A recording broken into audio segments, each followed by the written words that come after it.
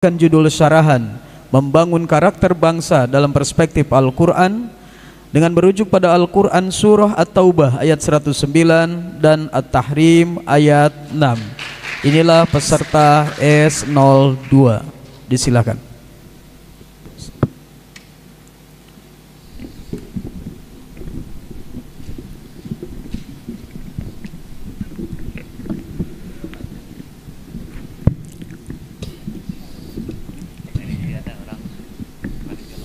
Barangkali panitia lokal nanti ada satu orang standby untuk membantu stand mic supaya nanti pada saat berlangsung kegiatan tidak ada gangguan.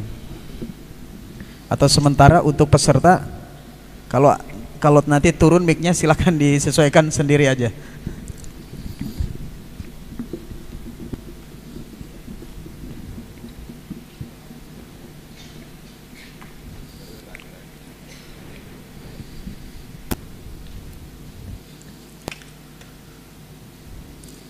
Assalamualaikum warahmatullahi wabarakatuh. Alhamdulillahilladzi an'ama alaina bi ni'matil imani wal islam. Assalatu wassalamu ala afdolil imam wa ala alihi wa sahbihil kiram, amma ba'd. Dewan Hakim yang kami hormati, hadirin wal hadirat yang kami cintai, problematika pendidikan karakter bukanlah hal baru dalam konsepsi pendidikan karakter nasional maupun internasional. Secara global, karakter menjadi fenomena fundamental yang mempengaruhi seluruh aktivitas suatu bangsa. Fakta berbicara, Jepang, the land of rising sun, dikdaya menjadi negara penguasa industri dan ekonomi dunia karena berhasil mengaplikasikan pendidikan karakternya yang dikenal dengan istilah Koyumama. Singapura, the Lion City, menjadi negara penguatan teknologi karena berhasil dengan konsep filsafat pendidikan karakternya yang berfokus pada konsep filsafat analitik, progresivisme, eksistensialisme, dan rekonstruksionalisme. Amerika Serikat, the nation of superpower, menjadi negara terkuat dunia karena pendidikan karakternya yang dikenal dengan istilah positive behavior support. Namun negara kita Indonesia, hadirin, masih berkutat pada grand desain pendidikan karakternya yang belum menjadi solusi terhadap segala permasalahan yang dihadapi. Hal ini ditandai dengan semakin meningkatnya angka korupsi, maraknya kasus kriminalisasi, lunturnya akhlak dan budi pekerti, hilangnya semangat etos kerja dan inovasi, bahkan yang lebih parah lagi, memudarnya nasionalisme dan jati diri negeri. Betul hadirin? Inilah hadirin potret buram suatu bangsa akibat krisis pendidikan karakternya. Lalu bagaimanakah cara mengantisipasi hal tersebut? Sebagai jawabannya, membangun karakter bangsa, perspektif Al-Quran adalah tema Syarhil Quran yang akan kami uraikan pada kesempatan kali ini dengan landasan normatif Al-Quran surah At-Taubah ayat 109. الشيطان الرجيم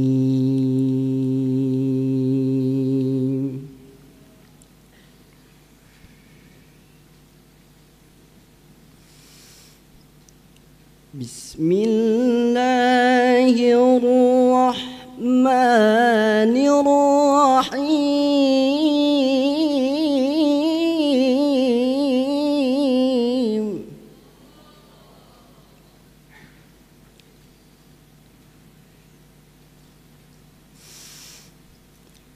أفمن أسس بنيانه على تقوى من الله ورضوان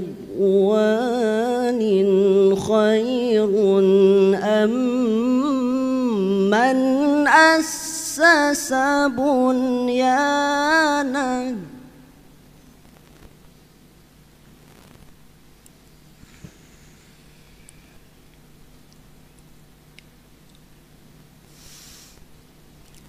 أمن أسس بنيانه على شفا جرف هار فانهار به في نار جهنم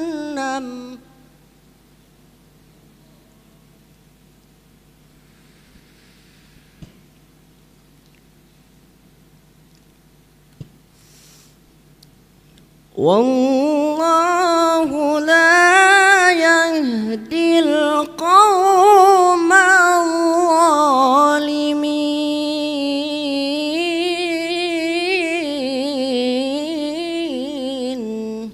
Aku berlindung kepada Allah dari godaan syaitan yang terkutuk.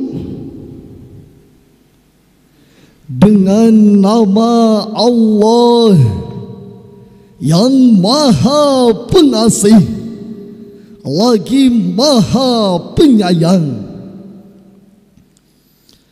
Maka apakah orang-orang yang mendirikan bangunannya masjid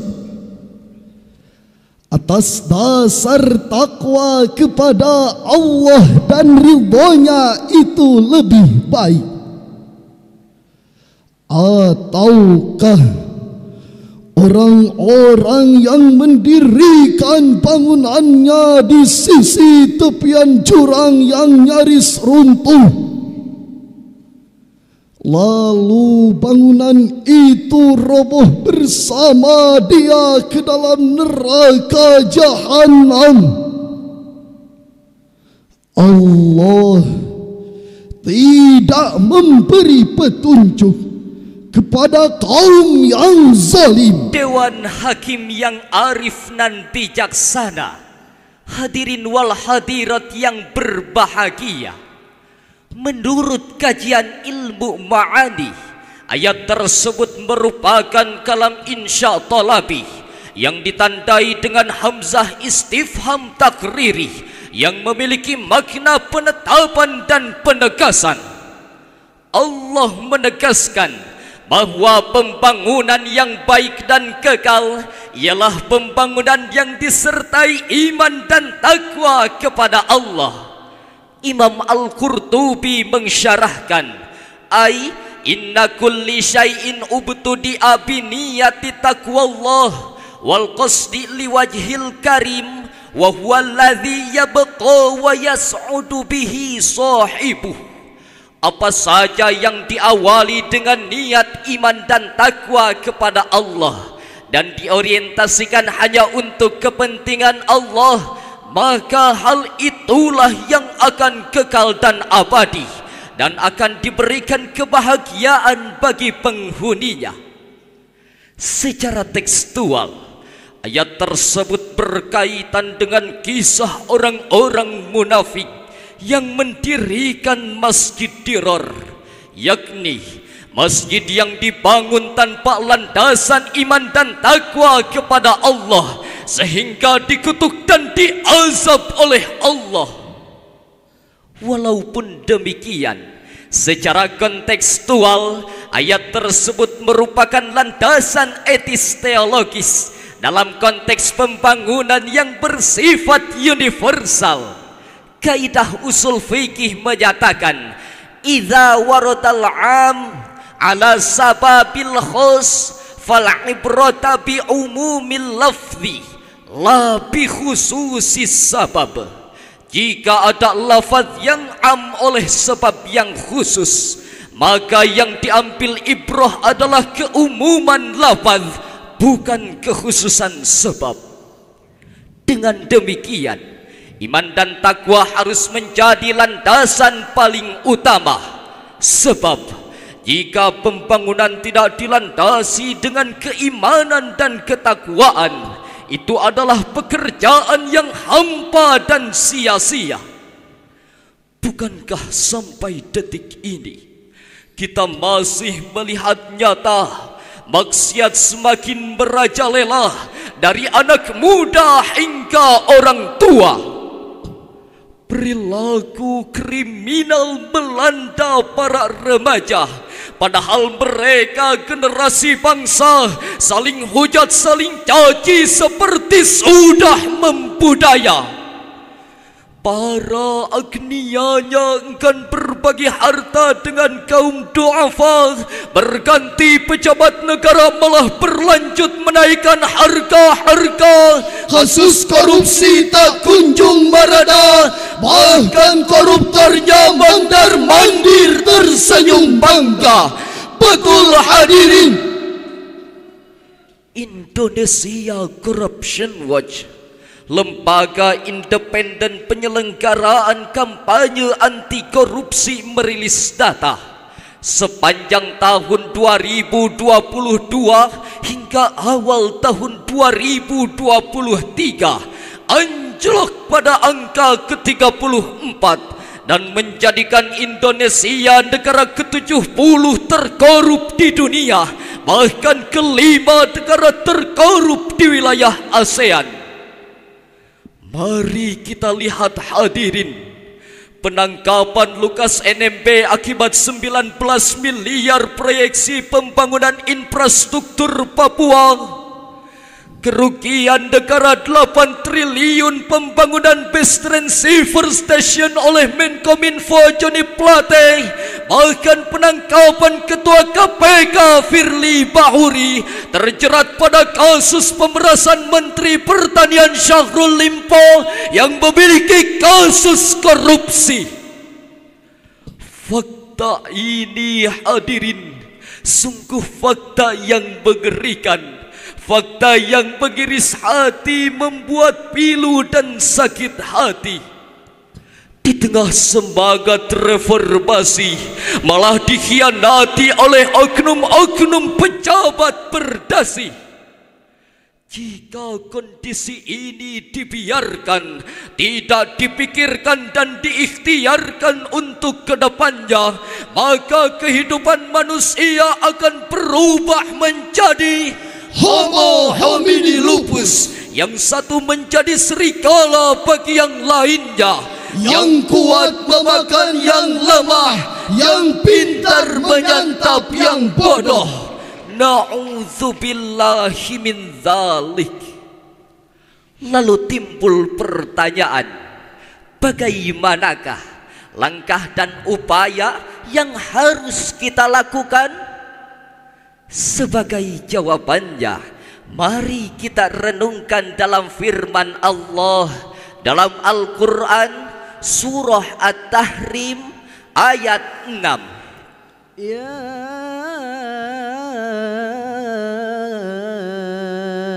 ayyuhalladzina amanu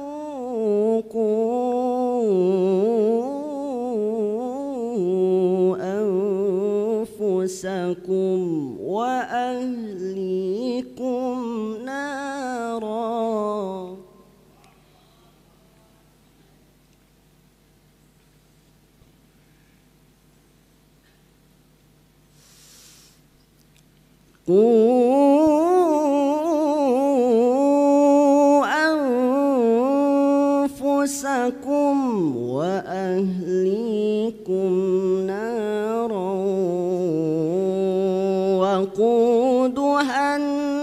الناس والحجارة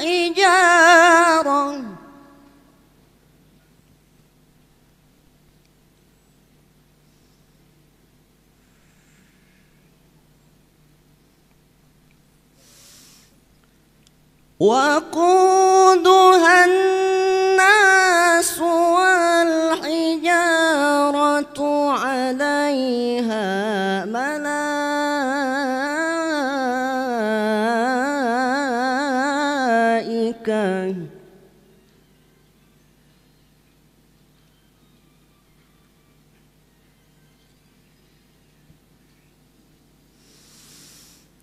عليها ملائكة غلاظ شداد لا يعصون الله ما أمرهم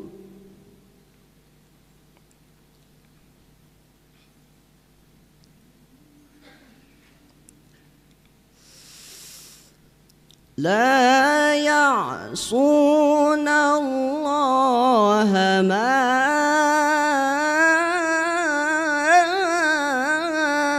أمرهم ويفعلون ما يؤمرون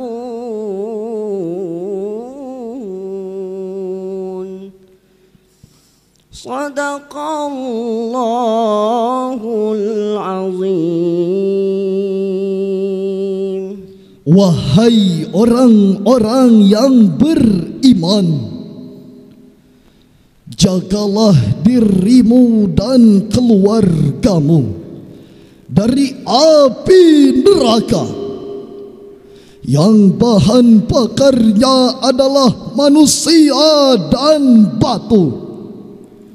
Penjaganya adalah malaikat-malaikat yang kasar dan keras. Mereka tidak durhaka kepada Allah terhadap apa yang Dia perintahkan kepadanya, dan selalu mengerjakan apa yang diperintahkan. Maha benar Allah dan Maha Agung. Dewan Hakim yang arif nan bijaksana, hadirin wal hadirat yang berbahagia, kepada Bapa, Ibu serta hadirin sekalian, hendaklah menjadi suri tauladan yang baik yang sesuai dengan Al-Quran. Kedua, membina keluarga yang tersurat dalam kalimat wa ahlikum. Hal ini berkaitan dengan Umar bin Khattab yang bertanya kepada baginda Rasul, "Ya Rasulullah, naqi anfusana fa kaifa lana bi ahlina?"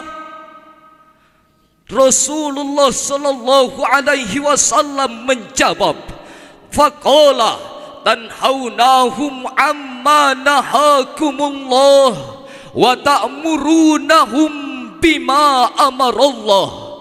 Kamu telah larang mereka dari apa yang dilarang Allah kepadamu, dan kamu telah perintah mereka dari apa yang diperintah Allah kepadamu. Oleh karena itu, kami menghimbau kepada Bapa, Ibu serta hadirin sekalian, tanamkanlah nilai-nilai agama kepada anak-anak sejak dini. Kokohkan dan kukuhkan keimanan mereka. Pagari diri dari sifat kemungkaran, agar kelak ia akan menjadi orang hebat, pemimpin umat, pengayom masyarakat, penegak syariat, dan kelak masuk syurga bertabur nikmat.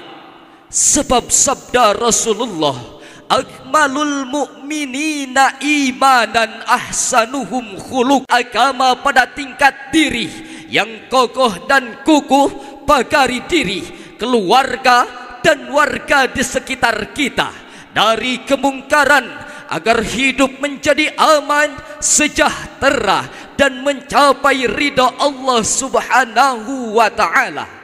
Sebelum kami tutup syarahan ini, izinkanlah kami menyampaikan sebuah pantun. 9 wali songo dari Pulau Jawa terkenal dengan karismanya. Mari tingkatkan iman dan takwa dengan pedoman Al-Quran yang mulia. Sekian dan demikian. Wassalamualaikum warahmatullahi wabarakatuh.